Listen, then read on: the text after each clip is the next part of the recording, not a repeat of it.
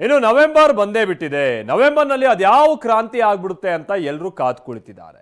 DK Shivakumar ಬಣ ಅಂತೂ ಬಹಳ ಉತ್ಸಾಹದಲ್ಲೇ ಮುಂದಿನ ಸಿಎಂ ಡಿಕೆ ಶಿವಕುಮಾರ್ ಅಂತ ಘೋಷಣೆ ಕೂಗ್ತಾ ಇದ್ರೆ ಡಿಕೆ ಶಿವಕುಮಾರ್ ಕೂಡ ನಗೆ ಬೀರ್ತಾ ಇದ್ದಾರೆ. ಮತ್ತೊಂದು ಕಡೆ ನಿನ್ನೆ ಮುಖ್ಯಮಂತ್ರಿಗಳು ಸಿಟ್ಟಿಗೆದ್ದಂತ ವಿಚಾರ ಅದೆಲ್ಲ ನಿಮ್ಗೆ ಗೊತ್ತೇ ಇರುವಂತದ್ದು ಸಂಗತಿ. ಹಾಗಾದ್ರೆ ಕಾಂಗ್ರೆಸ್ ಪಾಳೆಯದಲ್ಲಿ ಏನೆಲ್ಲ ಬೆಳವಣಿಗೆ ಆಗ್ತಾ ಇದೆ, ನವೆಂಬರ್ ಕ್ರಾಂತಿ ಏನ್ ಹಾಗಾದ್ರೆ ಕಾಂಗ್ರೆಸ್ನಲ್ಲಿ, ಬನ್ನಿ ರಿಪೋರ್ಟ್ ಅಲ್ಲಿ ನೋಡ್ಕೊಂಬೋಣ.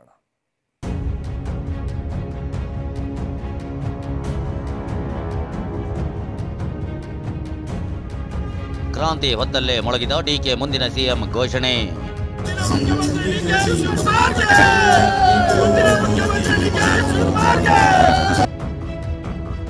ತ್ಯಾಗದ ಮಾತು, ಪವರ್ ಶೇರಿಂಗ್ ಗುಟ್ಟು ಬಿಚ್ಚಿಟ್ಟ ಡಿಸಿಎಂ ಡಿಕೆ. ದೇಶದ ಪ್ರಧಾನಮಂತ್ರಿ ಕೇಳಿ ಅವರಿಗೆ ತ್ಯಾಗವನ್ನ ಅಧಿಕಾರವನ್ನ ಕೊಟ್ಟದನ್ನ ನೀವೆಲ್ಲ ಗಮನಿಸಿದ್ರಿ. ಹೈಕಮಾಂಡ್ನತ್ತ ಕೈ ತೋರಿಸ್ತಾ ಇರೋ ಕಾಂಗ್ರೆಸ್ನ ಸಚಿವರು.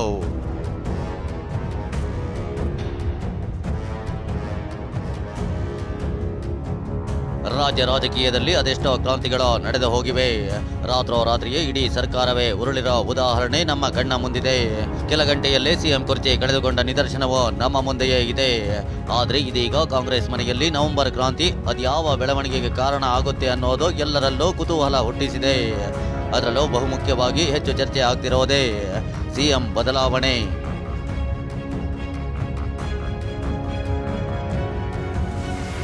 ಹೌದು, ನವೆಂಬರ್ ಆರಂಭಕ್ಕೂ ಮುನ್ನವೇ ಹೋದಲ್ಲಿ ಬಂದಲ್ಲಿ ಮುಂದಿನ ಸಿಎಂ ಘೋಷಣೆ ಜೋರಾಗಿಯೇ ಕೇಳಿ ಬರ್ತಿತ್ತು. ಇದೀಗ ನವೆಂಬರ್ ಆರಂಭವಾಗ್ತಿದ್ದಂತೆ ಡಿಕೆ ಬೆಂಬಲಿಗರಲ್ಲಿ ಮತ್ತಷ್ಟು ಉತ್ಸಾಹ ಬಂದಂತೆ ಕಾಣಿಸ್ತಿದೆ. ಇವತ್ತು ಬೆಂಗಳೂರಿನ ಗಾಂಧಿನಗರದಲ್ಲಿ ಕನ್ನಡ ರಾಜ್ಯೋತ್ಸವ ಕಾರ್ಯಕ್ರಮದಲ್ಲಿ ಡಿಸಿಎಂ ಡಿಕೆ ಮುಂದೆಯೇ ಬೆಂಬಲಿಗರು ಮುಂದಿನ ಸಿಎಂ ಡಿಕೆ ಅಂತ ಘೋಷಣೆ ಕೂಗಿದ್ರು.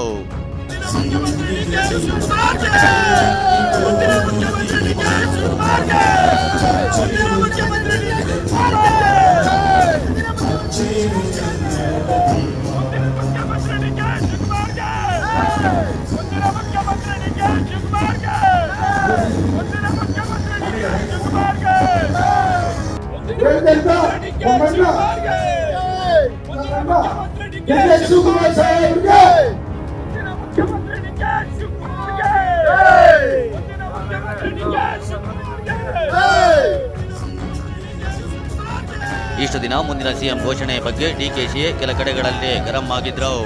ಎಲ್ಲರೂ ಬಾಯಿ ಮುಚ್ಕೊಂಡಿರಿ ಅಂತಿದ್ರು. ಆದ್ರೆ ಇದೀಗ ಸಿಎಂ ಆಗಿ ಮುಂದಿನ ಸಲ ಧ್ವಜಾರೋಹಣ ಮಾಡ್ತೀರಾ ಅಂದ್ರೆ ನಗುತ್ತಲೇ ಉತ್ತರಿಸಿದ್ದಾರೆ. ಕನ್ನಡ ರಾಜ್ಯೋತ್ಸವದಲ್ಲಿ ನೀವು ಧ್ವಜಾರೋಹಣ ಮುಂದೆ ಈಗ ಮಾಡಿದ್ನಲ್ರಿ, ಮುಖ್ಯಮಂತ್ರಿ ಆಗಿ ಸರ್, ಒಳ್ಳೆ ಕತೆ ಆಯ್ತಲ್ಲ.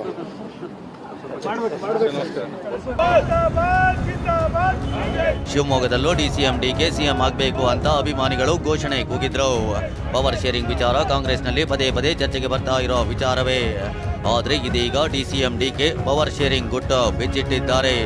ಯಾರೋ ಮಾತನಾಡೋದು ಬೇಡ, ನಾನು ಸಿಎಂ, ಏನು ಮಾತಾಡಿದ್ದೀವಿ ಅದು ಮಾತ್ರ ಸಾಕು ಅನ್ನೋ ಮೂಲಕ ಪವರ್ ಶೇರಿಂಗ್ ಇದೆ ಅನ್ನೋ ಸುಳಿವು ಕೊಟ್ಟಂತೆ ಕಾಣಿಸ್ತಿದೆ. ನೀವು ದಣಿ ತಗೊಳ್ಳೋದು ಬೇಡ, ಯಾವ ಲೀಡರ್ಗಳು ದಣಿ ತಗೊಳ್ಳೋದು ಬೇಡ. ನಾನು ಮುಖ್ಯಮಂತ್ರಿಗಳು ಏನು ಮಾತಾಡಿದ್ವಿ ಅದು ಮಾತ್ರ ಮಾತು. ಅದು ಬಿಟ್ಟರೆ ಯಾರ ಮಾತುಗೂ ಕಿಮ್ಮತ್ತು ಇಲ್ಲಿಲ್ಲ. ಪಕ್ಷದ ಒಮ್ಮತ ಏನು, ಒಮ್ಮತದಲ್ಲಿರೋದಕ್ಕೆ ಈ ರಾಜ್ಯದಲ್ಲಿ 135 ಬಂದು 36 ಆಗಿ 139 ಆಗಿ 141ವರೆಗೂ ತಲುಪಿದ್ದೀವಿ. ಇದಿಷ್ಟೇ ಅಲ್ಲ, ನಿನ್ನೆ ಸೋನಿಯಾ ಗಾಂಧಿ ತ್ಯಾಗದ ಬಗ್ಗೆಯೂ ಡಿಕೆ ಪ್ರಸ್ತಾಪಿಸಿದ್ದಾರೆ. ಈ ದೇಶದ ಪ್ರಧಾನಮಂತ್ರಿ ಕೇಳಿ ಅವರಿಗೆ ತ್ಯಾಗವನ್ನ ಅಧಿಕಾರವನ್ನ ಕೊಟ್ಟದನ್ನ ನೀವೆಲ್ಲ ಗಮನಿಸಿದ್ರಿ. ಆದರೆ ಅವರು ಒಪ್ಪೆ ನನಗೆ ಮುಖ್ಯ ಅಲ್ಲ ಅಧಿಕಾರ, ಒಬ್ಬ ಆರ್ಥಿಕ ತಜ್ಞ ಮನಮೋಹನ್ ಸಿಂಗ್ ಅವರಿಗೆ ಈ ದೇಶದ ಪ್ರಧಾನಮಂತ್ರಿ ಸ್ಥಾನ ಕೊಡಬೇಕು ಅಂತ ಹೇಳಿ ಅವರು ಪ್ರಧಾನಮಂತ್ರಿ ಸ್ಥಾನವನ್ನ ಕೂಡ ತ್ಯಾಗವನ್ನು ಮಾಡಿದ್ರು. ಮತ್ತೊಂದು ಕಡೆ ಸಚಿವ ಎಂಸಿ ಸುಧಾಕರ್ ಡಿಕೆಗೆ ಸಿಎಂ ಆಗೋ ಅರ್ಹತೆ ಇದೆ ಎಂದಿದ್ದಾರೆ. ಡಿಕೆ ಅವರಿಗೆ ಮುಖ್ಯಮಂತ್ರಿ ಆಗ್ತಕ್ಕಂಥ ಅರ್ಹತೆ ಎಲ್ಲ ಅರ್ಹತೆ ಇದೆ, ಇಲ್ಲ ಅಂತ ಅವರಿವತ್ತು ಸಿದ್ದರಾಮಯ್ಯನವರು ಸನ್ಮಾನ್ಯ ಡಿಕೆ ಶಿವಕುಮಾರ್ ಅವರು ಇಬ್ಬರು ಜೋಡೆತ್ತುಗಳಾಗಿ ಎರಡು ಕಣ್ಣಾಗಿ ಇವತ್ತು ಕಾಂಗ್ರೆಸ್ ಪಕ್ಷವನ್ನು ಇವತ್ತು ಅಧಿಕಾರಕ್ಕೆ ತರ್ತಕ್ಕಂಥ ಎಲ್ಲ ಪ್ರಯತ್ನ ಮಾಡಿದ್ದಾರೆ. ಅದರಿಂದ ನೋಡಿ, ಈಗ ನಾನು ಆಗಲೇ ಭಾಳ ಸ್ಪಷ್ಟವಾಗಿ ಹೇಳಿದೆ, ಈ ನಡುವೆ ಸಚಿವರು ನಮ್ಮಲ್ಲಿ ಕ್ರಾಂತಿ ಇಲ್ಲ ಎನ್ನುತ್ತಲೇ ಶಾಂತಿ ಮಂತ್ರ ಜಪಿಸುತ್ತಿದ್ದಾರೆ. ಯಾರು ಆಗಬೇಕು, ಯಾರು ಬಿಡಬೇಕು, ಯಾರು ಇರ್ತಾರೆ, ಯಾರು ಹೋಗ್ತಾರೆ, ಅದು ನಿರಂತರವಾಗಿ ನಡೆಯುವಂತಹ ಪ್ರಕ್ರಿಯೆ. ಅದನ್ನು ನಾವು ಇಲ್ಲೆಲ್ಲ ಚರ್ಚೆ ಮಾಡಿಕೊಂಡು ಕೂತ್ಕೊಳ್ಳೋ ವಿಷಯ ಅಲ್ಲ. ಸಾಂದರ್ಭಿಕವಾಗಿ ನಿಮ್ದು ಏನು ಅಭಿಪ್ರಾಯ ಅಂತ ಕೇಳಿದ್ರು, ನಂದು ಅಭಿಪ್ರಾಯ ಹೇಳಿದ್ದೇನೆ, ಅದು ಅಲ್ಲಿಗೆ ಮುಗಿದಂಥದ್ದು. ಯಾರ್ಯಾರ್ದು ಏನೇನು ಅಭಿಪ್ರಾಯ ಅವ್ರ ಮನಸ್ಸಿನಲ್ಲಿ ಇರ್ತದೆ, ಇವೆಲ್ಲ ಎಲ್ಲಿ ಚರ್ಚೆ ಆಗಬೇಕು ಅಲ್ಲಿ ಚರ್ಚೆ ಆಗಬೇಕು. ಕೆಲವರು ಚರ್ಚೆ ಮಾಡಿದ ಕೂಡಲೇ ಬದಲಾವಣೆ ಆಗ್ತದಾ? ಬದಲಾವಣೆ ನಮ್ಮ ಪಕ್ಷ ಅಧಿಕಾರದಲ್ಲಿದೆ, ಜನ ಆದೇಶ ಕೊಟ್ಟುಬಿಟ್ಟು ನಮ್ಮ ಪಕ್ಷವನ್ನು ಅಧಿಕಾರಕ್ಕೆ ತಂದಿದ್ದಾರೆ. ನಮ್ಮ ಶಾಸಕರು ಹೈಕಮಾಂಡ್ ಅವರು ಒಪ್ಪಿ ಒಬ್ಬರನ್ನ ಮುಖ್ಯಮಂತ್ರಿ ಮಾಡಿದ್ದಾರೆ. ಆ ಮುಖ್ಯಮಂತ್ರಿಗೆ ಖಾಲಿ ಇಲ್ಲಲ್ಲ, ಅದು ಆ ಖಾಲಿ ಇದೆಯಾ?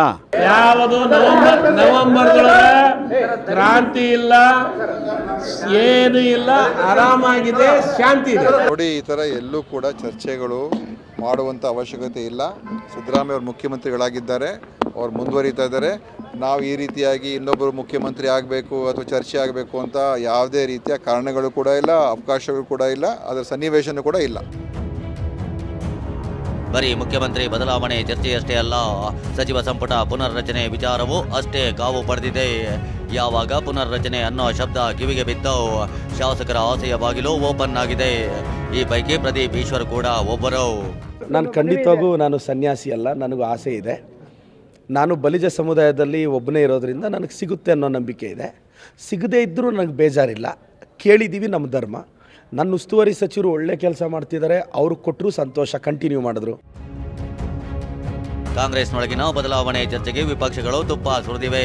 ಸರ್ಕಾರದ ಬಗ್ಗೆ ನಾವು ಹೇಳೋದು ಬೇಡ, ಅವರೇ ಮಾತಾಡಿಕೊಳ್ತಿದ್ದಾರೆ ಅಂತ ಕೇಂದ್ರ ಸಚಿವ HDK ವ್ಯಂಗ್ಯವಾಡಿದ್ದಾರೆ. ಮತ್ತೊಂದು ಕಡೆ ಛಲವಾದಿ ನಾರಾಯಣಸ್ವಾಮಿ ಬೆಂಕಿ ಇಲ್ಲದೆ ಹೊಗೆಯಾಡಲ್ಲ ಎಂದಿದ್ದಾರೆ. 2.5 ವರ್ಷ ಅವರು ಸರ್ಕಾರ ನಡೆಸ್ತಕ್ಕಂಥ ವಿಷಯದಲ್ಲಿ ಅವರುಗಳೇ ಪ್ರತಿನಿತ್ಯ ಒಂದು ನಗೆಪಾಟ್ಲಿ ಈಡಾಗಿದ್ದಾರೆ.